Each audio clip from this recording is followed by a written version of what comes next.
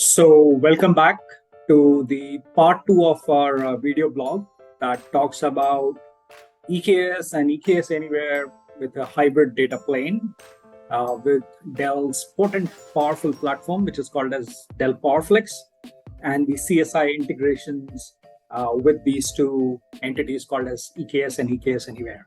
Now, before we proceed, hi Madhvi, before we proceed, let's do a quick recap of what we did in the part one of our video with Alexander, myself, and Madhvi. We created an EKS Anywhere cluster, okay? And this is like any other cluster, but this was of 3 node pools, MD0, MD1, and MD2.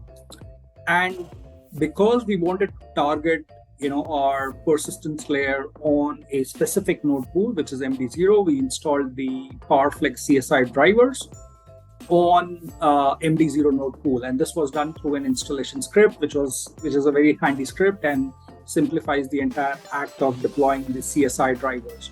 So that's one part of the capability of how quickly we can establish or integrate, an EKS Anywhere cluster with a persistence layer provided by Dell PowerFlex, right? So the CSI integration.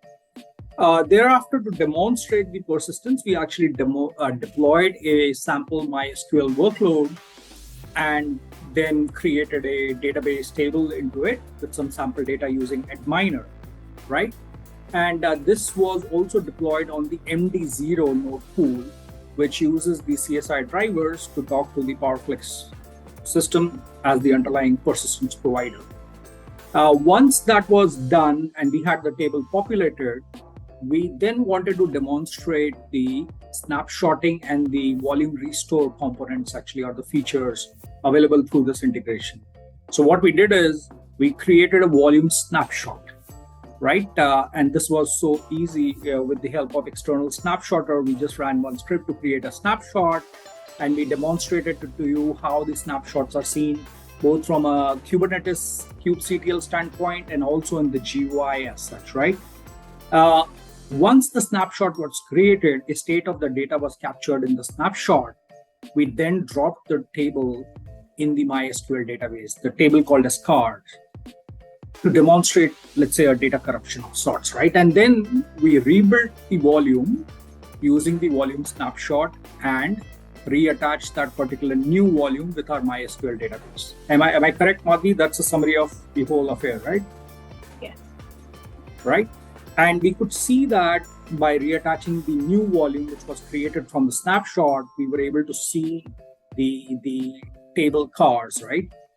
Now, this is a quick summary of what we did in the previous video. In this particular video, what we are going to do is actually to establish a hybrid data plane. So I have 2 systems now, PowerFlex systems. One is deployed inside of Equinix, the one that we worked with. So it signifies or resembles an on-prem system for storage. Attached to that is this particular EKS Anywhere cluster, which is also running inside of Equinix. Through the CSI, we have both these systems talking to each other. So that's the on-prem part. Similarly, as we have been describing that PowerFlex is a very powerful and software-defined storage, we've leveraged the software-defined storage components to create another cluster. But this time, the PowerFlex cluster is inside of AWS, running on top of EC2 instances. Now, while it's not a production-ready system, this is a minimal demo system that we have created out of 3 EC2 nodes. So let me just share with you how that looks like from a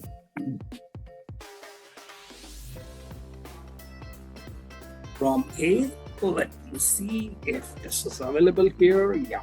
Okay. So let's look at the system here. This is the AWS console. I'm in the Ireland region, and you can see particularly 3 nodes saying PowerFlex storage node 1, storage node 2, storage node 3. So these are the 3 SDS nodes which will provide the persistence layer inside of AWS. These 3 are again EC2 instances loaded with PowerFlex software.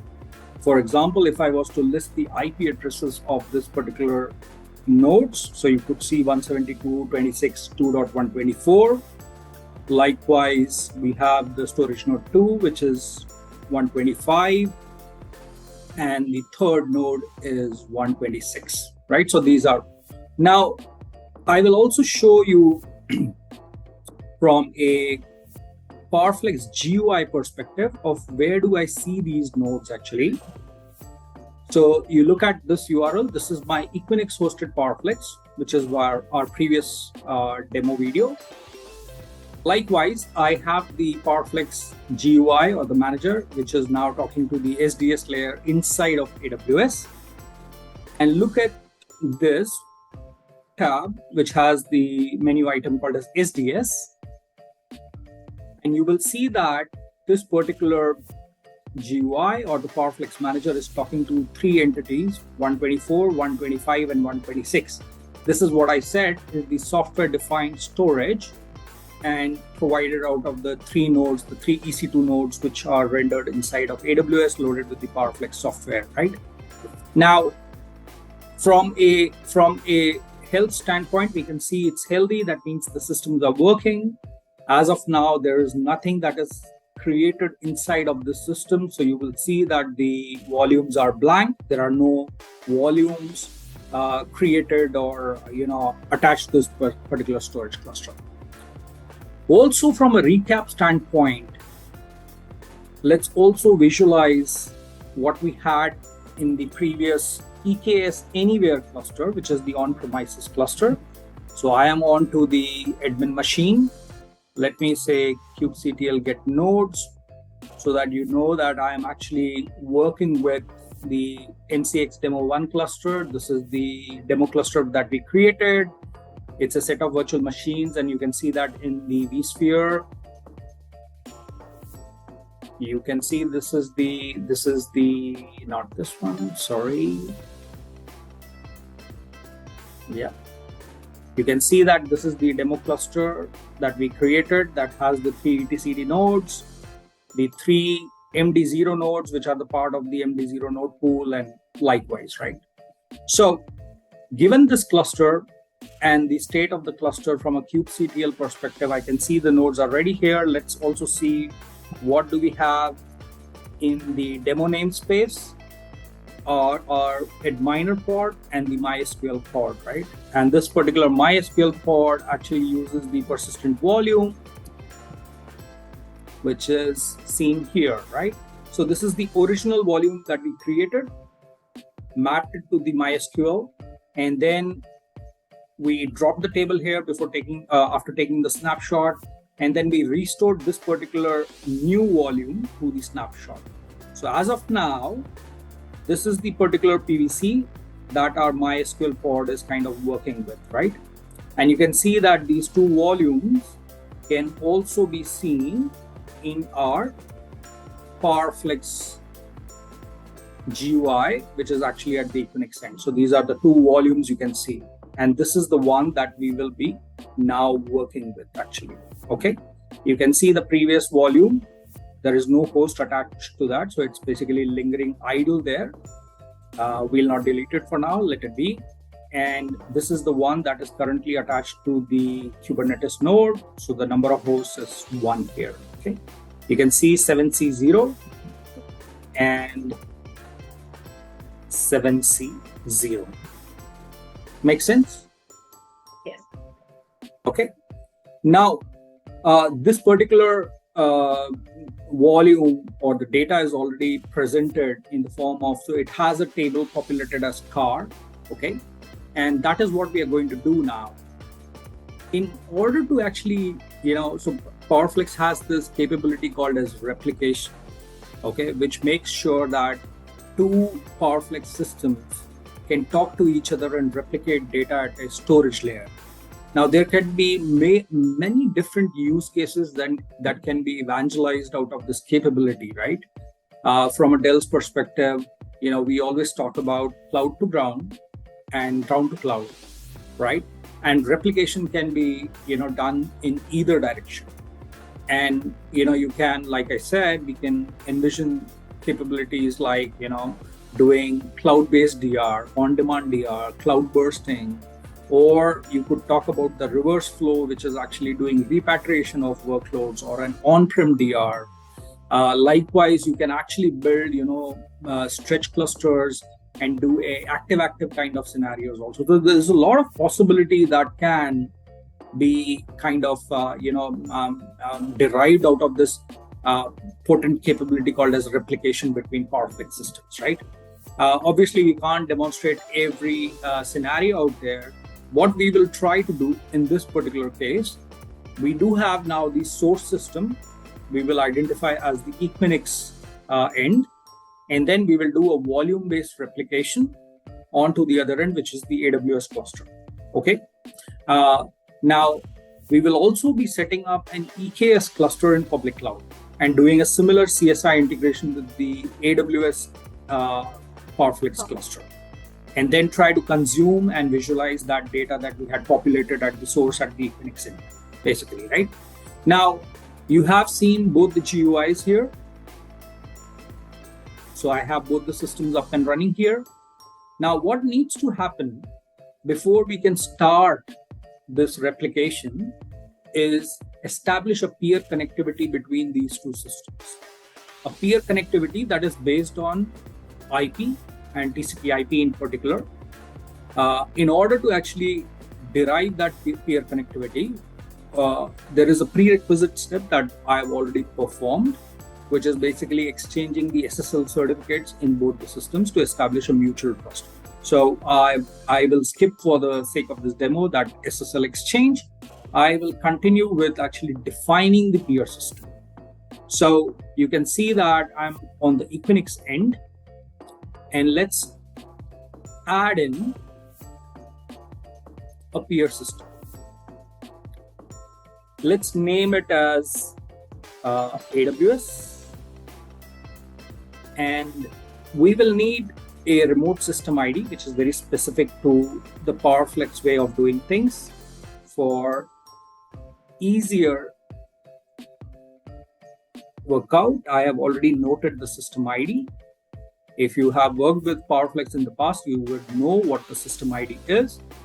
Regardless, so this is the system ID, and I'll add in the IP address of the target system, which in this case could be 172.26.2. Let's say 124. Now, we could either resort to a single IP, but in order to establish redundant connections, we could add in all three systems at the other end. So 172.26.2.125, add 172.26.2.126 adding. Okay, so this is a minimal configuration that is required in order to establish peer connectivity from one end. Let's do that. Okay, and while you try to build the peer connectivity from one end, you will have to actually, you can see that it says not authorized, which means that you will have to build a similar peer connectivity or definition from the other end as well, right? So that kind of ensures that there is no unauthorized peer connections coming into the system. So let's name this system. So now I am on the AWS end of the PowerFlex, and let's name this peer connectivity as Equinix. And I will also need the remote system ID of the Equinix. So let's do that. And insert the remote system ID here. For the Equinix end, I will insert the IP addresses that are 10.204.111.85 and 10.04.86 and 10.204.111.87. Okay. Now, since the IP addresses have been added here, when I say add, Now at both ends, the peer definitions have been created, and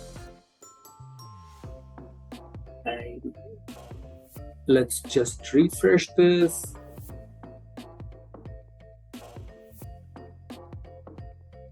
And while this refresh happens, I can show you that at the Equinix end, I can already see that now from a not authorized, the status of the peer connectivity has moved to connected. Okay, which means now the two systems are able to communicate to each other. And by virtue of this communication, they also kind of discover attributes of each other from a storage perspective. While I won't get into the details of that, but that helps both systems identify, the volumes, the storage pools, and various other things that are present on the either side. Actually, let's just verify. This is still loading. I think it's my internet connection, whatever. Anyway, so we'll come back to this one. Now, the systems are talking to each other. Now, what we need to do is build upon a concept of protection and create what is called as a remote consistency group. Think of it as an envelope to create volume pairing at both ends that will be replicated. So a volume pair is basically a set of volumes that are paired together from a source to a destination, and the pairing will allow a source volume to be replicated onto a destination. Okay. Now, there are two options here, and we will see that in action. One, we manually create volumes at the destination and then have the source volume be mapped onto a specific manually defined volume, which could, in smaller scales or specific workloads, may be relevant. But in large scale systems where you have plenty number of volumes, it becomes tedious to kind of define volumes manually and then do this map. So instead, what we will do is when we create an RCG, like I said, is a remote consistency group. It's an envelope to hold these volume pairs, and an RCG can hold multiple volume pairs. So think of it, for example, if you have an application and you have, let's say, 10 PVCs, and another application which has another 15 PVCs. You could create an RCG for one of these applications, include these 10 particular PVCs, so that when the replication happens, all of them are synchronized accordingly. Okay, so let's give this particular RCG name. Let's say replicate. Okay. We could have different levels of RPO. For now, I'll go with the standard RPO of 60. And you can see that I have to specify the source protection domain, which in this case is a default. A protection domain is basically an entity coverage for what is being protected from a storage perspective. And then, like I said, the attributes of the remote system have been discovered by the source by virtue of the peering. I will select the target system, okay, and the target protection domain, which is also default. I haven't created a custom protection domain. It's a default protection domain. When I click next, you can see the options that I was talking about: auto provisioning or manual provisioning. In the auto provisioning, you don't have to create the volumes at the target end. When you build the RCG, for all the source volumes, a respective corresponding target volume will also be created. And then the pairs will be automatically identified. Okay. And that's what it says. So I will go with auto provisioning. For now, you can see that from a local volume perspective, I have two volumes. Okay. And the one that we now have the table data in, the cars table, is this one. This is the earlier volume from which we dropped the cars table. So this is useless to us right now. We will go with this particular volume. At the other end, the storage pool is default. That's the storage pool wherein the volume will be resident or created. And I can say add pair. Okay. Now you don't see the volume at the other end because there is nothing as of now. If you would have pre-created volumes manually at the other end and chosen the manual method, then you would similarly see a list of corresponding volumes of the target system from which I can selectively pair and then create these pairs. For now, we'll go with this option. Next, I just have to verify a couple of things here, which is around my journal capacity. Let's say that. Okay, let me modify the journal capacity. This is the amount of capacity that will be reserved for journaling, which I will be talking to you for a bit. Now, unlike a typical replication in storage-based systems, which is based on snapshots, right? Which is basically you take snapshots of a volume and then ship those snapshots at the other end to build a replication capability. PowerFlex does not use snapshots in essentially for this replication. It uses a highly efficient way of doing what is called as journaling. And through this journaling, you can achieve a real-time, quasi-real-time replication, which is highly efficient from different perspectives, let's say that. So when the source system is, or the application is writing into the PowerFlex storage, when replication is enabled, it writes to a journal, which is then the journal is replicated to the target journal actually. So it's happening as data is written actually, right? Without invoking snapshots of the volume and then doing all that actually, fuzzy logic. Now, while I won't get into the details of how journaling works and things like that, there's a good white paper on the internet. If you just search for Google keywords on journaling versus snapshot PowerFlex, you will get a white paper on that. So you could read upon that as well. Now, you can see that I've just modified the journaling capacity just to make sure that things don't fall out of place when we start replicating and no errors occur. I will say add and activate. So I'm back onto the system, PowerFlex. So we are trying to replicate from source, which is Equinix, onto AWS. I've added a volume pair of the intended volume of our MySQL database, 8 gig in size, and this is the target. Okay. Okay, let me just see this, just a second.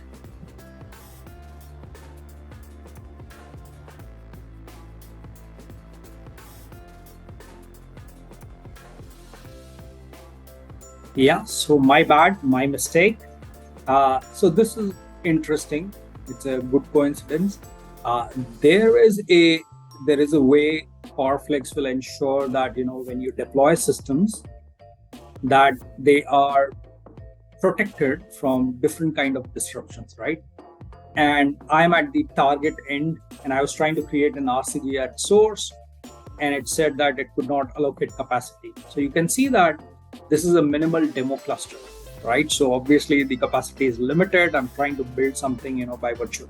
And there's a spare capacity or spare percentage policy for the spare capacity.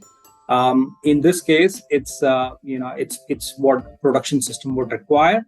But since I have a lower capacity system, I will just drop down this particular spare capacity to 5, just for this particular demo, let's say that. Now,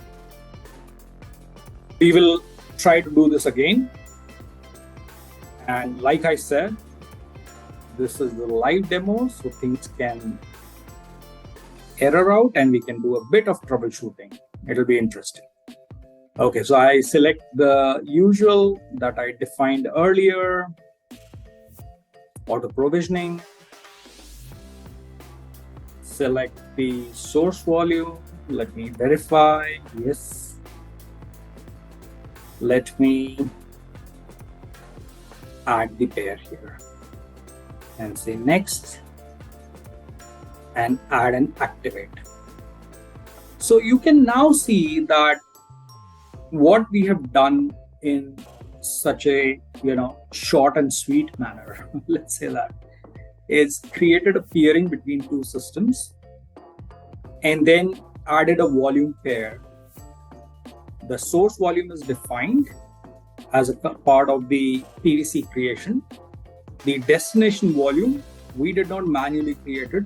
We said auto provision that volume at the other end.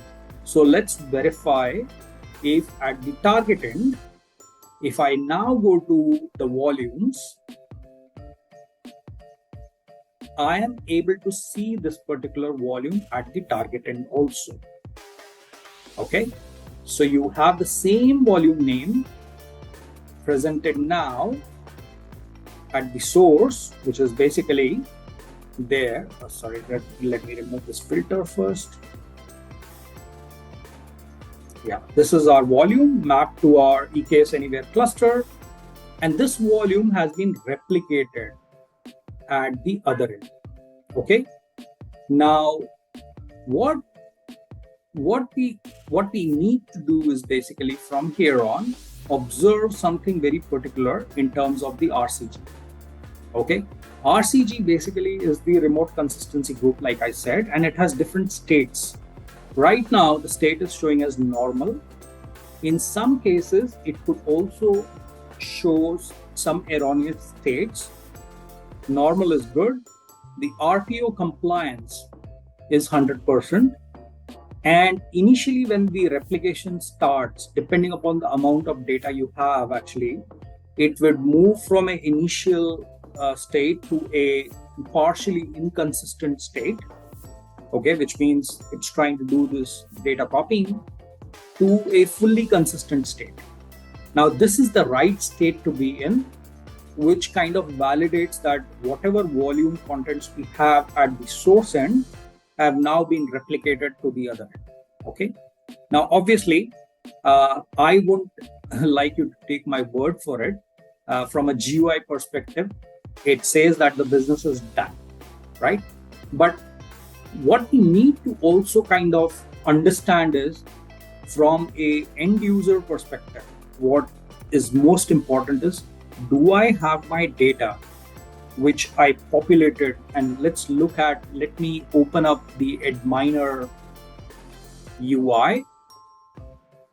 Okay, I don't think I need this. So let's take it from here. 10.204.111. I think it was 56 if I'm not mistaken. Oh, no HTTPS. Yeah. So this is the Adminer pod which is running at the Equinix end, talking to the MySQL database in the EKS Anywhere cluster at the Equinix end. Let's just log in into that.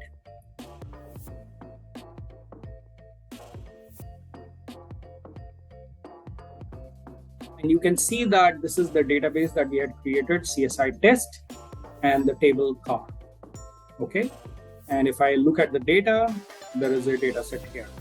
Now, because this particular volume obviously has this data set, and what we are saying by virtue of the replication, that a target volume has been created and replicated, which means I should be able to see the same data at the other end. Correct? Yes. Now, how do we visualize this, right? I mean, and we will do that in the next video, which is basically to build an EKS cluster, okay, which is in AWS. Since we have the PowerFlex in AWS, we will do a similar CSI integration between an EKS cluster in the public cloud in Ireland region and the PowerFlex system. And by virtue of this particular CSI integration, we will map this particular replicated volume into a MySQL pod, which we will create at the target end. And then be able to visualize, is my data replicated and am I able to see that data into the target MySQL pod? Okay. Now, before we move on to the next video, let me also call upon some of the important features, let's say, that you can operate at the RCG level actually. Okay. Now you can see that right now the system is replicating. So whatever additional changes that I write should be presented onto the other end. Okay. Now I will, in a live demonstration, sorry about that, delete this particular integra model as well actually, okay, from the table, so that we know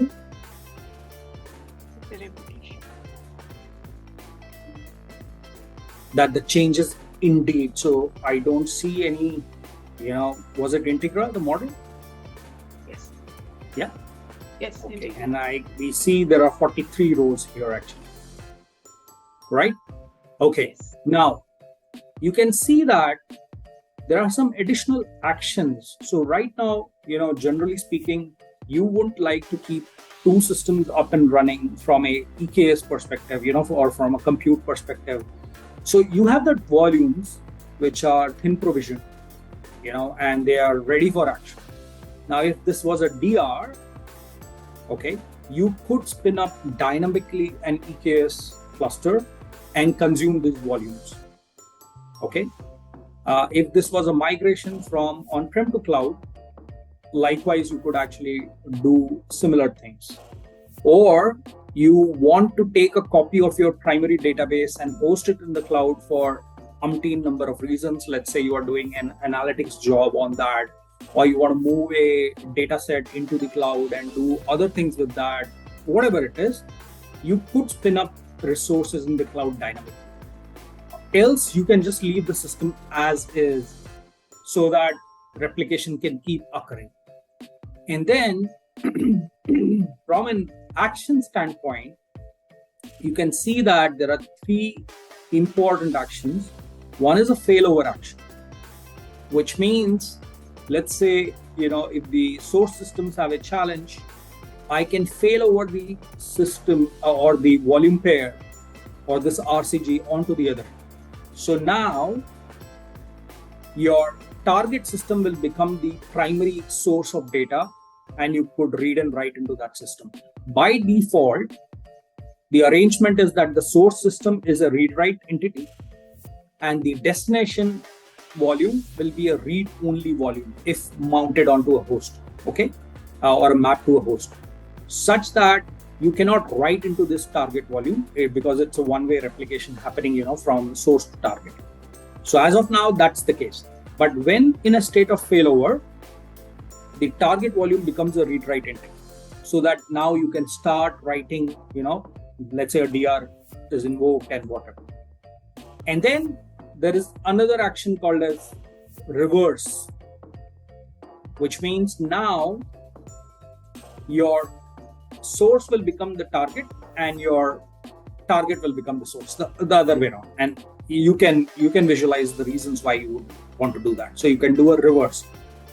At the same time, there's another thing called as restore, which means you're not writing or you're not doing any changes now. You just now the source is back in action, and you will restore it basically in its order. So the source remains as read-write, and then the target becomes a read-only entity and all that.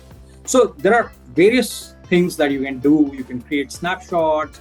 You can anyway. It's a subject on its own actually. So right now, what we will do is we will wrap up this video by ensuring that you have a primary understanding of what it means to establish a hybrid data plane. What we've just done in this video is establish that very hybrid data plane between two PowerFlex systems, A and B. We haven't really validated this particular hybrid data plane, which we would do it in the course of the next video. So again, thanks a lot for, I hope you enjoyed the practicality of this demo. With the previous video and this video, I think incrementally it could have built certain aspects of what's possible actually. Thanks again. See you in the next one. Thank you, Amber. Thank you.